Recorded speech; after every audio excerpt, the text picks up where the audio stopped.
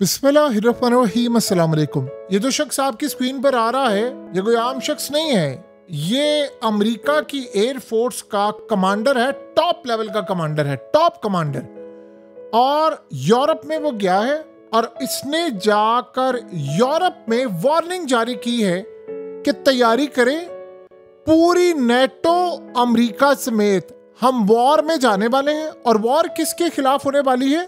Russia और China के खिलाफ। उसने कहा मैं आपको बता रहा हूं, हम बस करीब रवाना कर रहे हैं, यानी पॉसिबिलिटी अगले 72 घंटों के अंदर अंदर ये लोग लॉन्ग रेंज मिसाइल इस वक्त रवाना कर रहे हैं यूक्रेन में। और उसने कहा मैं आपको ये नहीं बताऊंगा कि हम किस तरह कितने लॉन्ग रेंज मिसाइल क्या कुछ रवाना कर रहे हैं, लेकिन इमीडिएटली हम लोग रवाना कर रहे हैं। और इस सूरत हाल में अब लड़ाई का वक्त आ चुका है।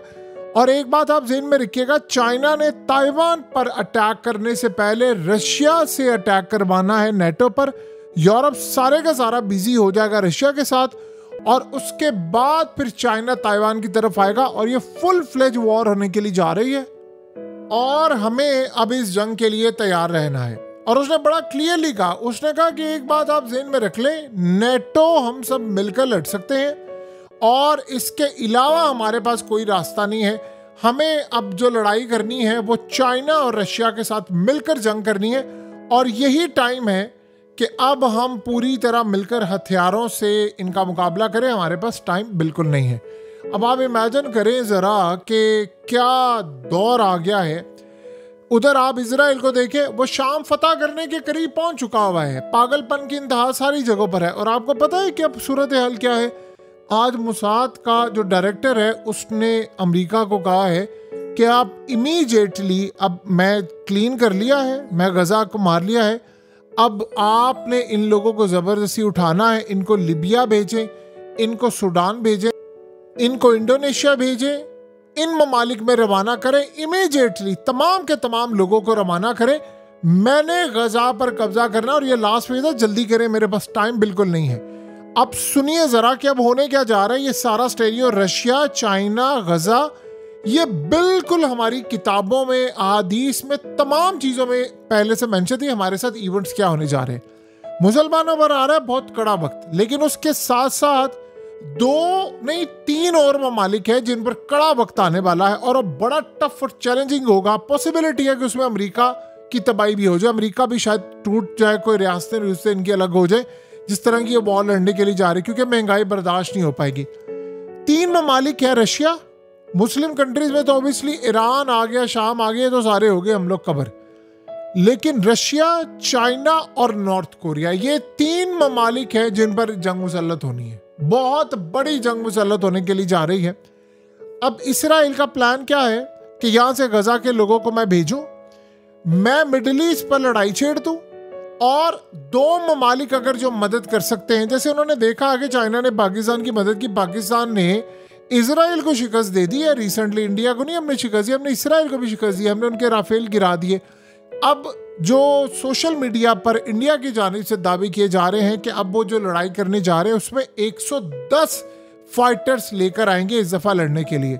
शायद इस दफ़ा प्लान इनका ये है इंडिया का कि 110-0 का मुकाबला हो जाए, क्योंकि पाकिस्तान ने फिर इस दफ़ा बख्शना नहीं है, हम शायद सारे गिरा दें। बहरहाल फिर जो लड़ाई होगी वो देखी जाएगी, लेकिन ये प्लान है। इसराइल क्या चाह रहा है? इसराइल ये चाह रहा है कि इसके बाद हम शाम, बिल्कुल शाम सर पर खड़ा है, शाम आपके हाथ से निकलने वाले, जैसे गजा जा रहा है, शाम जा रहा है, शाम के अंदर बिल्कुल इन्होंने 48 घंटों का टाइम दिया कि वहाँ जा रहे हैं।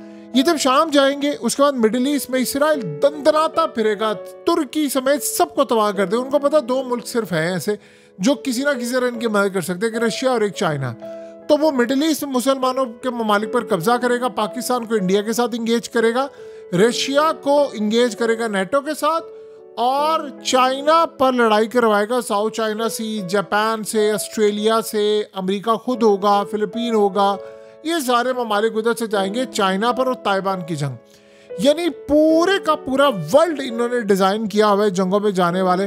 अब आप बताएं, अमेरिका की एयरफोर्स के कमांडर को क्या तकलीफ पड़ी है कि वो हंगामी बेसिस पर जाकर, यानी ये ऐसे घटिया लोग हैं कि पूरे का पूरा यूरोप लड़ाई में कूदने वाला है रशिया के खिलाफ।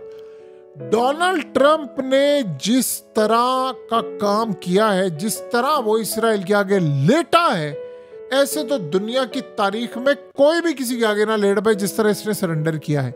और अब असल में मसला ये है कि उसने फैसला कर लिया कि अमेरिकियों के पूरे स्टेक बर्बाद कर देने हैं। सो अब ये जो रशिया की तरफ जा रहे हैं, रशिया ने अपनी फौजों को जो लाखों के हिसाब से बिल्कुल तैयार कर लिया। देखिए उनकी तकरीबन 2.5-3 लाख फौज मुकम्मल तौर पर मैदान में उतरने वाली। रशिया ने इस दफ़ा स्ट्रेटजी बड़ी बदली है। उन्होंने कहा जी अब हम अटैक करेंगे, लेकिन इस दफ़ा हम पूरे का पूरा यूक्रेन लेंगे। हुआ ये है, ये क्यों कह रहे हैं, देखिए चाइना और रशिया में दो चीज़ें कॉमन हो गई हैं। चाइना ने फैसला कर लिया है कि उन्होंने ताइवान पूरे का पूरा लेना, वो पहले ही कहते हैं हमारा है।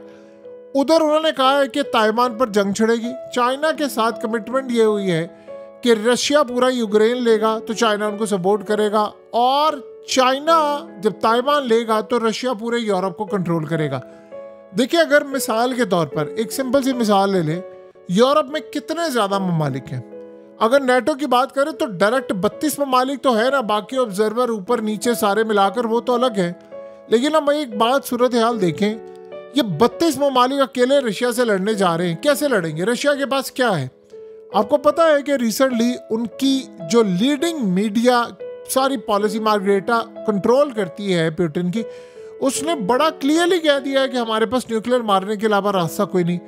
अब ये सारे न्यूक्लियर आप जब मार देंगे, क्योंकि आप ये तो नहीं कर सकते, यूरोप पहले ही इस वक्त रशिया को मुकम्मल तौर पर सपोर्ट कर रहा है। देखिए उनकी प्लानिंग जारी है, उधर उनकी स्ट्रेटजी जा रही है, इंटेलिजेंस जा रही है, टेक्नोलॉजी जा रही है, सब कुछ जा रहा है। और ये खुद भी उधर छुप कर बैठे हुए हैं और सारी मदद करे अटैक करने में। अमरीकी बैठे हुए, अमरीकी कमांडर है, यूरोपियन है, सारे नाम यूक्रेन का लग रहा है। बस फर्क ये है कि ओपनली एलानिया जंग नहीं हो पा रही। तो अब जब ये लड़ाई होगी तो इस सारी सूरत हाल में क्या रशिया इंतजार करेगा कि मारे मुझे मिलकर और सारे इनके तैयारे और मैं चुप करके देखता रहूं? नहीं, वो भी न्यूक्लियर मार देगा। और ये न्यूक्लियर इस वक्त सबसे ज्यादा अहम टॉपिक हो चुका हुआ है। तो ये यहाँ पर अटैक करेंगे, यूरोप पर 1 बाय 1 अटैक होना शुरू हो जाएगा। उधर चाइना, अब चाइना इनके जो इस दफा रशिया को टेक्नोलॉजी जाहिर सी बात है उसने दी है और काफी सारी चीजें, अब आपको EMP अटैक्स होते हुए ज्यादा नजर आएंगे। सो ये लड़ाई अब यहाँ पर नहीं रुकने वाली। अब अमेरिका खुद कह रहा है जी हम ये समय पंगा ले रहे हैं जानबूझकर, क्योंकि देखिए इन सब का बेनिफिशियरी कौन है? आपको पता है जब ये सारी सूरत हाल होगी, तेल की कीमतें तो आसमान पर जाएंगी, महंगाई अरूज पर चली जाएगी, अमेरिका की स्टॉक मार्केट तबाह हो जाएगी, सब कुछ तबाह बर्बाद हो जाएगा। जो कुछ अमेरिका के अंदर है, आवाम सड़कों पर निकल आएगी, हंगामे शुरू हो जाएंगे, पूरे वर्ल्ड में EMP अटैक शुरू हो जाएंगे, बिजली चली जाएगी। अमेरिका कई टुकड़ों में तकसीम हो सकता है। और इजराइल को क्या चाहिए? वो चाह रहा है कि अमेरिका को निचोड़ कर इस्तेमाल करके इन सारे ममालिक को तबाह करे। मिडिल ईस्ट पर मैं कब्जा कर लूँ, तुर्की को भी मैं कब्जा कर लूँ, यूरोप को मैं रशिया के साथ लड़ा दूँ, पाकिस्तान को इंडिया के साथ लड़ा दूँ। और एक बात आप ध्यान में रखिएगा, चाइना के मामले पर भी वो चाह रहे हैं ऐसी वॉर हो जाए। ये सब लड़ाई करके आपको पता है कि फिर इसके बाद जरा सी भी गुंजाइश नहीं बचेगी मुसलमान जाकर इसराइल के खिलाफ लड़ सकें। देखिए वो भी नहीं लड़े तो वो पहले क्या लड़ेंगे और बाद में क्या लड़ेंगे और आने वाले वक्त में क्या उन्हें लड़ना है।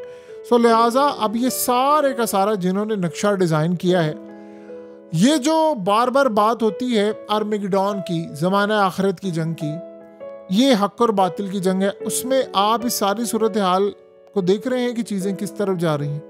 आप नक्शा उठाएं, आप देखिए सारा 1 बाय 1 सिनेरियो उधर ही जा रहा है। अच्छा तुमने ये करना है, अच्छा तुमने फलाना करना है। अभी ये जो आजकल इजराइल ये काम कर रहा है, ये मिशन असल में ईरान वाला अधूरा है इनका, वो इसको पूरा करने के लिए जा रहे हैं। और वो मिशन क्या है? अटैक। वो ईरान के साथ भी ये मामलात कर रहे हैं, उन्होंने वहाँ पर भी स्ट्राइक करना है और बताए बगैर करना है। इसी तरह वो सिर्फ ये देख रहे हैं कि हम रशिया को इंगेज करें। देखिए रशिया अगर यूक्रेन में इंगेज नहीं होगा तो उसके S-400 ये जो मिलिट्री कार्गो इस वक्त रशिया के ईरान में आ रहे हैं, वो सारा जाहिर सी बात असला फिर उधर इस्तेमाल होगा। तो ये सूरत हाल असल में इस वक्त सूट करती है इसराइल को। और देखिए वो क्या कर रहे हैं, ये जो कुछ अरसा जो अभी अटैक वो नहीं कर पा रहे, इस अटैक में वो कोशिश ये कर रहे हैं कि हमें हर सूरत किसी ना किसी तरह लड़ाई करनी है। और ये लड़ाई हमने करनी है मुकम्मल तौर पर शाम के हवाले से, लेबनान के हवाले से। शाम में इस वक्त सिनेरियो ये है कि इसराइल अगर देखा जाए तो उसकी लड़ाई क्या है, ड्रूज कम्युनिटी की आपस में कबाइलियों से लड़ाई हो रही थी, इसराइल के से लेना देना क्या है? आप बताइए, चले छोड़े इस सूरत हाल को, जुलानी किसका है, फलाना है। शाम के अंदर आपस की लड़ाई हो रही थी ग्रुप्स की, इसराइल का क्या काम है वहां पर आने का, मां सिवाय इसका कि उनके पास एक बात है कि जी वो तौरात हमें ये कहता है कि जाकर सबक हमें ये मिलता है तौरात से कि अपने हमसाये की हिफाजत करो। और तुम लोग हिफाजत, तुम्हारा घर कौन सा है, चोरी शुदा घर और लैंड के ऊपर रहने वालों, तुम लोग जाकर कहोगे हमसाये की हिफाजत करें, जिन्होंने करोड़ों लोगों को दुनिया में मार दिया है, कभी जंग अजीम अव्वल दोम और अब तीसरी के नाम पर जो होने जा रहे हैं, तुम लोग करोगे बात।